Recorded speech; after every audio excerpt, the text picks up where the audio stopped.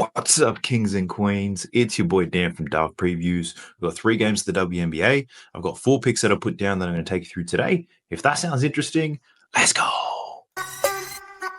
Sub to the channel cause your boy's getting busy. Coming to your line from the west side of Sydney. We've got the free picks and the juice on the daily. It's all free, you don't even have to pay me.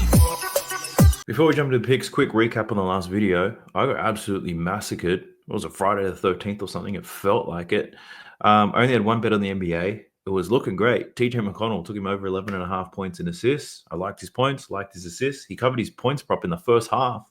He had 9 points and assists at halftime, and he finished the game with 10. Entertaining as hell, these NBA finals, but for me, tough as hell to bet on.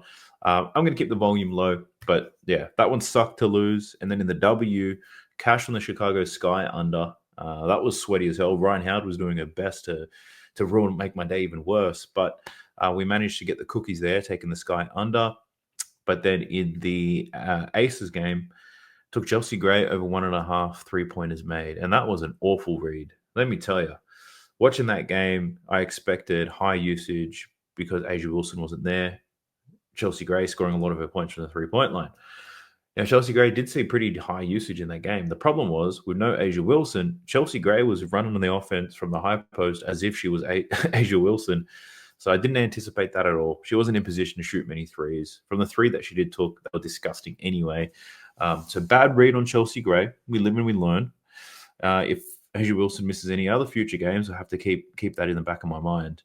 I did have an extra play on Jackie Williams. I think I mentioned that in the last video. Ended up putting that one out. Cash her points and assists. So the W, still profitable for me at the end of the day, but looking to find some more consistency because on my other bets, my Lord, MLB, I've been doing quite well in the MLB for the past couple of days. And then today, I got absolutely demolished. So I had a losing day overall. My player profit's now at 8,000 above from where I started, which is 8 units up, which isn't the worst thing in the world. But man, I was hopeful of moving in phase 2, but we try again. I've got a lot more bets. One of the bets I've absolutely pounded on player profit, and I'll explain that one to you as well. So let's get into these games. We've got the WNBA happening. These games are early as hell, so hopefully I'll wake up to some green ticks or I'm going to have a terrible day.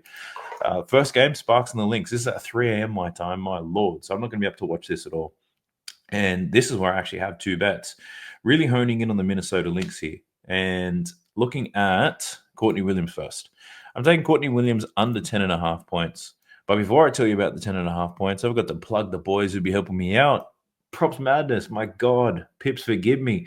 Props Madness, best tool you're going to find if you like player props. You'll get a 7-day free trial on this. Plus, you'll get a discount if you use my code, DAFT, right? And what else is there? RotoWire, my God, heavily reliant on projections. You know where to go. RotoWire, I've got a link in the video description below. You get a discount if you sign up for any of those plans. But yeah, RotoWire I use heavily for all sports, NBA, WNBA, NFL. Some really good projection stuff and a lot of good fantasy tools on there too. So check that out. But Courtney Williams, let's talk about her. I'm taking her under 10.5 points today. And the reason is rather simple. It all comes down to minutes and opportunities, right? She's projected to play 20 minutes in this game, which is kind of played over her last 3. And in her last 3 games, she's been awful up against this line.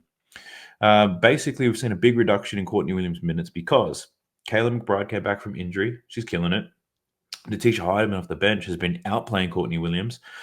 So now they pretty much play 20 minutes each. They're splitting the 40 minutes in the game. And Courtney Williams hasn't been producing in her last 3 games. 22 minutes, 6 attempts, 6 points. 17 minutes, 8 attempts, 5 points. 20 minutes, only 1 attempt in her last game against Seattle. Up against the Spark today, which is a relatively difficult matchup, for must say. Like, she played 30 minutes against them earlier in the season, scored 13 points, shot 26% from the field, which was absolutely chucking in that game. And now with Kayla McBride back, her volume's starting to drop off. Her minutes aren't there. But if we dive a little bit deeper and we look at the shot chart and we look at the play type analysis, firstly with the shot chart, we can see here Courtney Williams loves to shoot this mid-range. 48% of her points come in the mid-range. But this Spark team, 4th fewest points allowed in the mid-range in the league. Then we look at her play type analysis, scoring 35% as a pick-and-roll ball handler. The Spark, 3rd fewest points to pick-and-roll ball handler. Where the Spark are weak are above the break, especially to spot up shooters, which means this is probably a better matchup for an Nafisa Collier, Kayla McBride, and Alana Smith, some of the girls off the bench. And if Courtney Williams is only going to be playing 20 minutes, I don't know if she's going to see the volume or the efficiency that's required to cover this line. So I'm being brave. I actually don't hate unders anymore after playing so many. It's just another bet. Who would have thought, huh? But so I'm not being brave. I'm just taking an under here. Courtney Williams under 10.5 points. I feel like this might be a no sweat bet where she'll go straight under because she's not looking to shoot the ball, or she'll blow this line out of the water in the first half. Regardless, I'm not going to lose any more hair because of it, because I'm going to be asleep while this game is being played. But that's Courtney Williams. My second play is also in this game, and I'm running with my fellow Australian here, Alana Smith, over 9.5 points. A better in the last game against the Seattle Storm. She cashed, gave us 14 points, and I'm running it back. The reasons being very much the same. So this Middle Links team, what the hell do I say? The Minnesota, this Minnesota Lynx team lacks a little bit of size in their front court. Jess Shepherd, she's out playing Eurobasket. So Alana Smith, for the foreseeable future, is going to be seeing a ton of minutes. And if she's going to keep seeing a lot of minutes and they're going to keep giving us a 9.5 point line in a good matchup, I'm going to have to keep taking it. So she's projected to play 32 plus minutes. Looking at games over the last 2 seasons when she plays more than 30 minutes, she's hit this line at a pretty decent rate. 13 out of the last 20, averaging 12 points per game. If we look at her early game against the Spark this season, scored 18 points in 17 minutes. Killed them from the 3-point line. Again, weakness of spot-up shooting, 7 from 10 overall from the field. I don't think she balls out like that, but at 9.5, when she's playing 30-plus minutes, I like it. If we look at the matchup, the Spark, 4th worst defensive rating in the league. They allow the most points to her position. Bottom 4 in the league when it comes to spot-up shooters. Give up points above the break, but they also give it up in transition as well.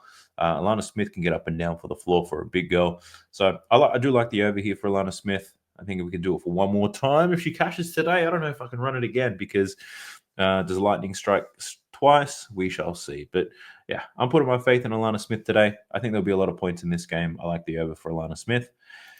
Jumping into the next one, we've got the Liberty versus the Fever. Caitlin Clark returns. Other news, Jonquel Jones, game time decision. So I'm taking a leap of faith here because I think there's tremendous value here in Aaliyah Boston. And if you've been tailing my videos, you'd know that I've been losing a lot of picks lately, but I haven't been losing on Aaliyah Boston. I've been betting her under quite heavily since Caitlin Clark got injured and had a lot of success in that. But now Caitlin Clark is back, so I'm betting Aaliyah Boston over 13.5 points. So with Aaliyah Boston, her numbers with and without Caitlin Clark are just crazy, right? Let me show you this season. Without Caitlin Clark, she's averaging 11 points per game, and she's taking, let me go to the field goal attempts, 11 points per game, 7.2 shots, right? With Caitlin Clark, Aaliyah Boston, 18.5 points per game and taking almost 13 shots. The volume is definitely there. And if you watch the Fever games, you'll see Aaliyah Boston does some excellent work off the ball to get the ball in the right position. The problem without Caitlin Clark there, no one good enough to pass her the ball. So she'll be sealing girls down low. The ball's just not going her way. With Caitlin Clark, she should see a lot more ball here. What I also like is the opportunities in the pick and roll. I've been betting her unders, right, more recently. And when I'm watching these games, she's still scoring a lot of her points in the pick and roll. Like even most recently in this last game against the Dream, right? I bet her under 13.5 points or whatever it was, 14.5. And her 2 buckets came from, what was it? Kelsey Mitchell in the pick and roll. Bonner in the pick and roll. Feeding Boston. Outside of that, never really went to her. And with Caitlin Clark here, they're going to run tons of pick and roll, and I absolutely love it. Now, this Liberty team is a great defense. They've got the best defensive rating in the league, but they're somewhat softer where Aaliyah Boston likes to do some work. They're poor in the post, and they're about league average when it comes to defending that pick and roll, man. So Aaliyah Boston's got a great matchup. I think she gets a lot of touches. And if Jonquel Jones isn't there, I think Aaliyah Boston can score 20 points here. The other thing I'll call out here is Caitlin Clark. So Caitlin Clark, check out how tough her matchup is, right? You can see here the Liberty don't allow points to the pick and roll ball handler. But looking at Aaliyah Boston, they do allow points to the pick and roll man. So the matchup here for Aaliyah Boston is great. She gave the Liberty the business earlier this season. 27 points, 12 from 19, a whole lot of pick and roll shit Aaliyah Boston was eating. And that was with Jonquel Jones in the game. Jonquel Jones had a big game herself, but if Jonquel Jones is not there, I think Aaliyah Boston can absolutely eat today. So I'm taking the over 13.5 points. I assume if Jonquel Jones is ruled out, this line's going to move up anyway. So yeah, taking Aaliyah Boston over 13.5. Now, our last pick, we're looking at another under. We've got the Storm versus the Valkyries. And the Valkyries have been playing pretty good this season. They're definitely playing a lot better than most people would have expected based on their roster. I would say there's a lot of enthusiasm and engagement from the players, but also they're probably being coached very well. The problem just seems to get harder. They've got like 3 girls missing, a Eurobasket, Tiffany Hayes with injury. I wanted to bet the over, honestly, of Kayla Thornton or Veronica Burton because they're going to see a lot of volume, but the efficiency may not be there. And with this Storm team, right, I think I had a similar explanation for this last time. Who did I bet the under on? Azurá Stevens, right? A couple of days ago. I was like, I'm betting Azurá Stevens because I like the over for everybody else. And I didn't know who to pick. And I'm running into the same problem here for the Seattle Storm. Skylar Diggins, Nneka Ogwumike, Gabby Williams. I like the over on all of them. I don't know which one to choose. So instead, I'm rolling with the under on Ezi Magbagor. So this is the bet here. Under 8.5 points for Ezi Magbagor.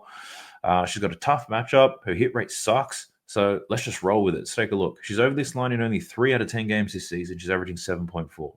Automatically, just looking at the season numbers, the under looks all right. And then you add into the fact that the matchup is disgusting for her.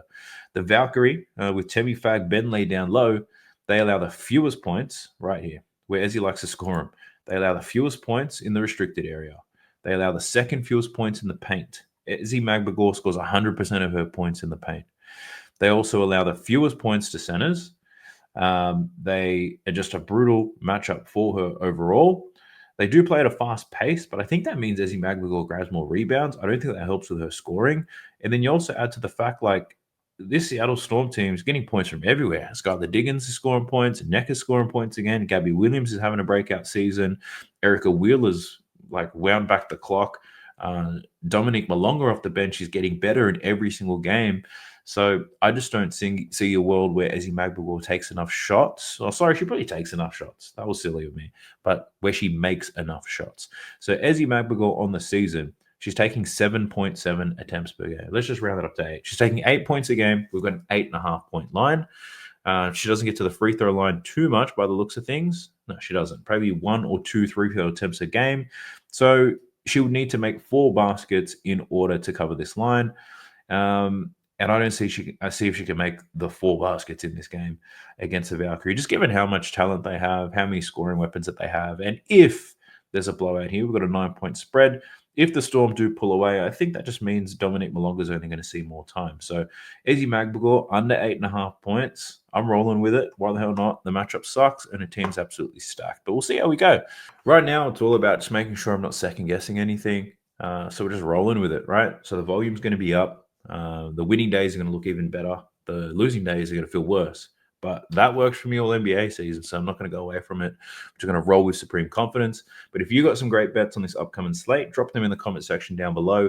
See if you can help some other people out. If you haven't already, like the video, subscribe, help your boy grow. I do wish you guys the absolute best on this upcoming slate. I'll catch you in the next one. Peace. Sub to the channel cause your boy's getting busy. Coming to your line from the west side of Sydney. We've got the free picks and the juice on the daily. It's all free, you don't even have to pay me.